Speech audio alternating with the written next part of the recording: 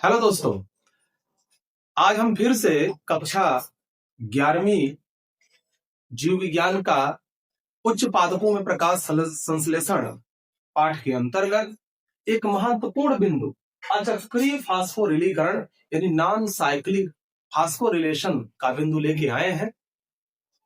यह बिंदु बहुत ही महत्वपूर्ण है और महत्वपूर्ण होने के साथ साथ थोड़ी सी इसमें समस्या इस बात को लेके अक्सर स्टूडेंट्स के बीच रहती है कि जो इस तरह के चक्र होते हैं उन चक्रों से पहले ही डर जाते हैं।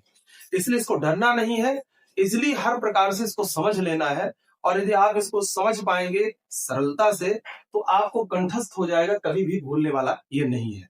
तो पहले तो दिमाग से ये बिल्कुल निकाल दें कि आपको समझ नहीं आएगा, बिल्कुल सरल है, आपको सरल तरीके से बताया जाएगा जिससे यह आपको आपके दिमाग में सेट हो जाएगा। ठीक है ना? तो चलिए समझ लेते हैं कि जो अचक्रीय फास्फोरिलेशन है ये है क्या असल। दोस्तों, अचक्रीय फास्फोरिलेशन समझने से पूर्व यानी जो फास्फोरिलीकरण है पहले हम ये जान लेते हैं।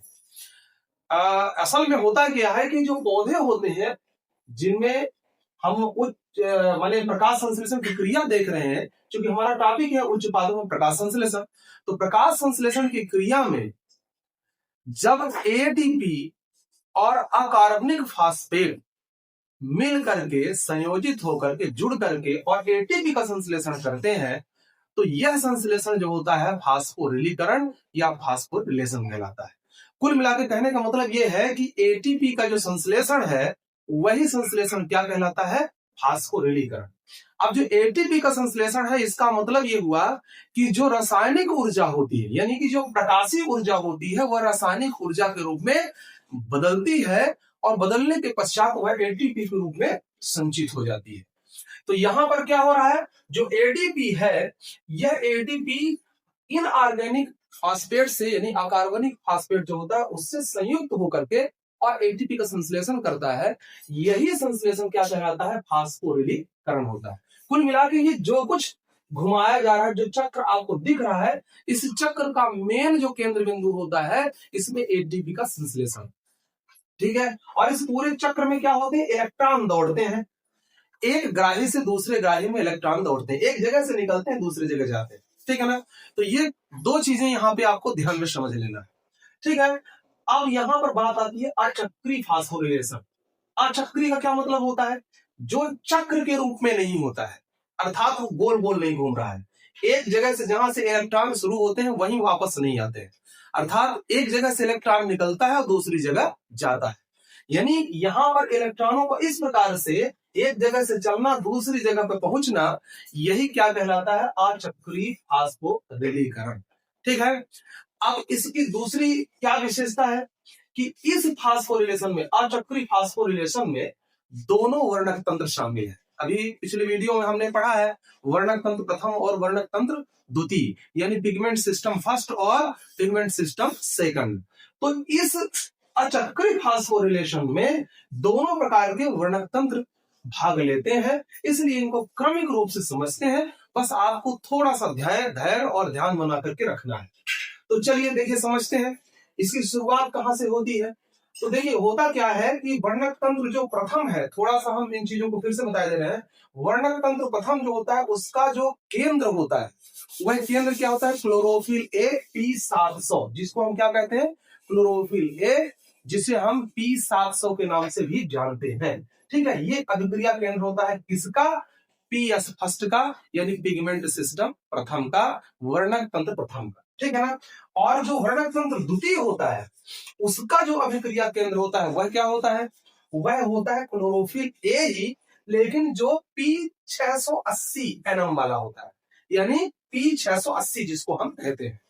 तो शुरुआत कहां से होती है इसमें कि जो PS फर्स्ट का P700 क्लोरोफिल ए होता है, यह प्रकाश के फोटॉन्स को ग्रहण करता है, प्रकाश के फोटॉन्स को ग्रहण करता है, और इसके प्रकाश के फोटॉन्स को ग्रहण करने से इसके अंदर प्रकाश की एनर्जी ऑब्जर्व होती है, यानी प्रकाश की जो ऊर्जा होती है वह कहां जाती है? क्लोरोफिल ए में जाती है।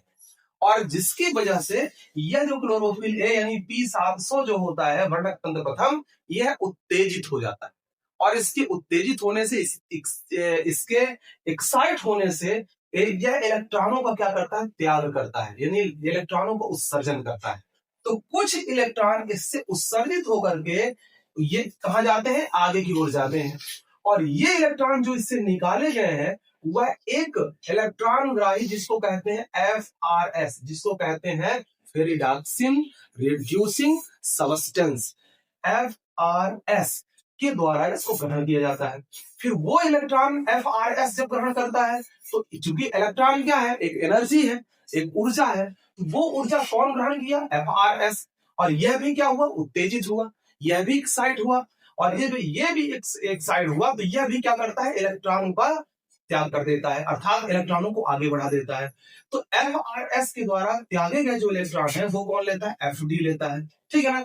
अब FD क्या करता है, इन इलेक्ट्रॉनों को प्राप्त करके ये भी एक्साइट होता है, और एक्साइट होने के पश्चात यह इलेक्ट्रॉन को आगे बढ़ा देता है, और दूसरा हाइड्रोजन इलेक्ट्रॉन ग्राही जो होता है FD रिडक्टेज, ये ग्रहण करता है, और फिर FD रिडक्टेज से होता हुआ जो इलेक्ट्रॉन है वह इलेक्ट्रॉन NADPH और 2H इनसे कनेक्ट होकर के NADPH2 का निर्माण करता है, ठीक है ना, NADPH2, ठीक है, PH2, NADPH2 का निर्माण करता है। तो कुल मिलाकर के ये हाइड्रोजन कहां से आता है ये हम बाद में समझते हैं, ठीक है ना, लेकिन आपको इतना ध्यान रखना है कि यहां से निकला हुआ जो इलेक्ट्रॉन होता है वह FD रिडक्टेज से होता हुआ वो इलेक्ट्रॉन NADP के द्वारा ऑब्जर्व किया जाता है, और इधर से आए हुए दो हाइड्रोजन जो होते हैं इसके साथ कनेक्ट होते हैं, जिससे NADPH2 का निर्माण होता है, ठीक है। अब यहां ध्यान रखना है NAD, चूंकि दो हाइड्रोजन है तो यहां पर NADH2 का निर्माण हो जाता है।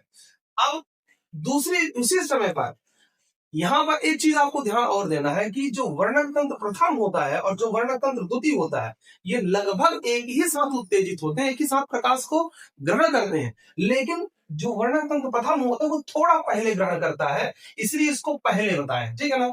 अब इसके पश्चात इसके ठीक बाद यहाँ वर्णक तंत्र द्वितीय का जो केंद्र है वह क्या है, 680 P680, यह भी क्या करता है, जो प्रकाश के फोटॉन्स हैं उनको ग्रहण करता है, और ग्रहण करने के पश्चात यह एक्साइट मोड में आता है, अर्थात यह भी उत्तेजित होता है, और यह इलेक्ट्रॉनों को क्या करता है, परित्याग करता है, अर्थात उत्सर्जन करता है, और इसके द्वारा त्यागा गया जो इलेक्ट्रॉन होता है वो PQ के द्वारा ग्रहण किया जाता है। PQ क्या होता है, जिसको कहते हैं प्लास्टोक्यूनोन, ये क्या है, एक इलेक्ट्रॉन ग्राही होता है, ठीक है ना। यह इलेक्ट्रॉन ग्राही जो है इलेक्ट्रॉन को ग्रहण करेगा, और फिर यह भी उत्तेजित होकर के इलेक्ट्रॉन का परित्याग करेगा, जिससे इसके द्वारा त्यागा गया जो इलेक्ट्रॉन है वो साइटोक्रोम B6 के द्वारा ग्रहण किया जाता है, जो एक क्या है, इलेक्ट्रॉन ग्राही है। साइटोक्रोम B6 क्या करता है, इलेक्ट्रॉनों को त्याग करता है, तो साइटोक्रोम F ग्रहण करता है। फिर साइटोक्रोम F जो इलेक्ट्रॉन त्याग किया तो उसको PC, यानी इसको क्या कहते हैं, प्लास्टोसाइनिन, तो प्लास्टोसाइनिन ग्रहण करता है, और वो इलेक्ट्रॉन प्लास्टोसाइनिन से होते हुए वर्णक तंत्र प्रथम में पहुंचते हैं। अब आपको यहाँ एक बात ध्यान देने की जरूरत है, जब वर्णक तंत्र प्रथम लाइट फोटॉन्स यानी प्रकाश के फोटॉन्स को क्या किया था, ग्रहण किया था और उत्तेजित हुआ था, तो दो इलेक्ट्रॉनों को उत्सर्जित किया था, अर्थात कुछ इलेक्ट्रॉनों को उत्सर्जित किया था, तो इसमें क्या हो गई थी, इलेक्ट्रॉनों की कमी हो गई थी।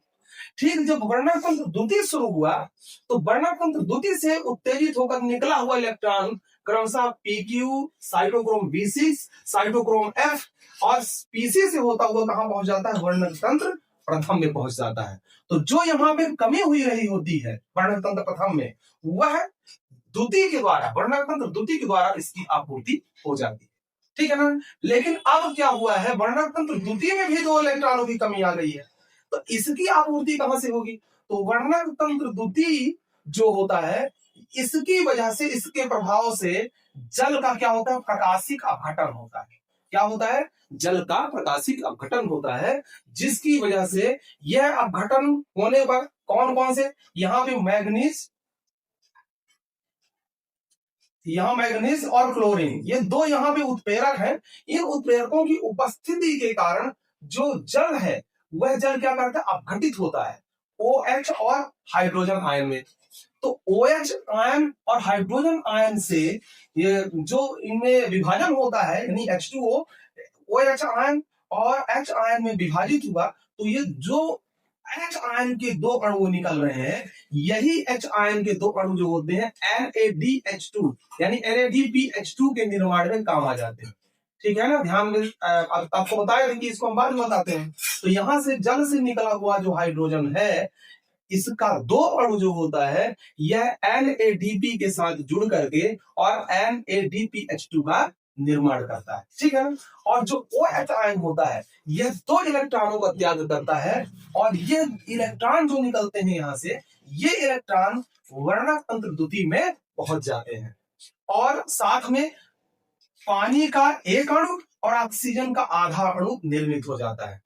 तो कहने का तात्पर्य यहाँ पे ये हुआ कि वर्णक तंत्र प्रथम से निकला हुआ जो इलेक्ट्रॉन होता है उसके द्वारा NADP से NADPH2 का निर्माण होता है।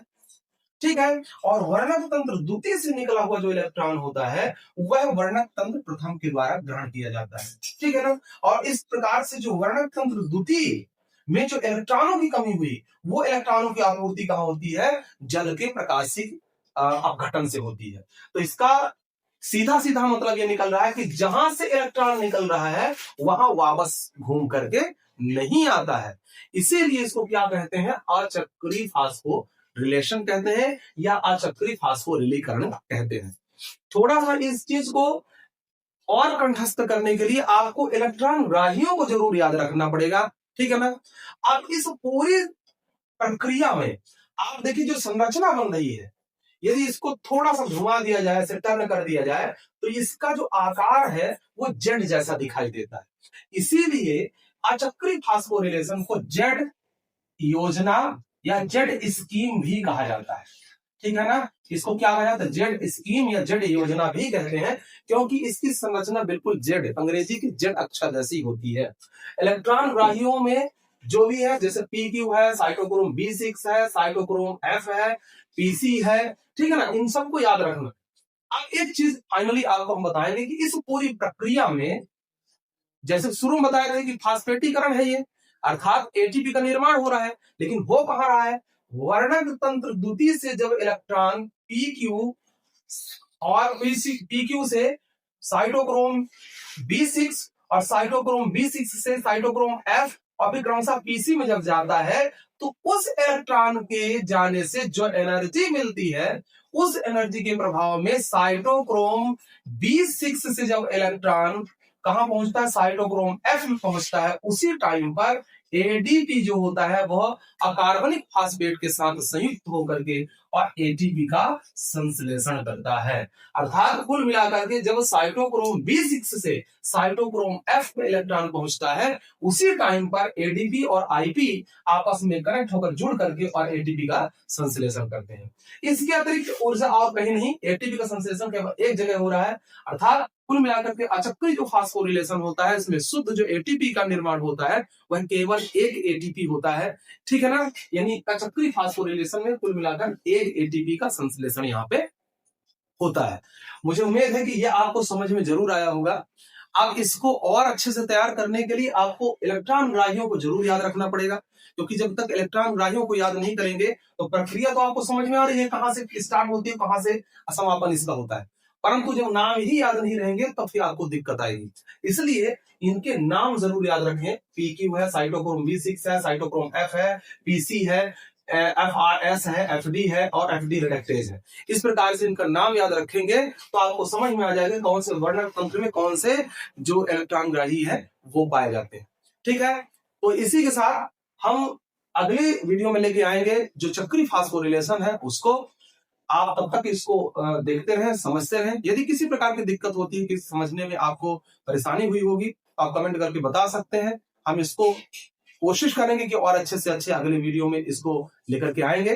ठीक है, धन्यवाद।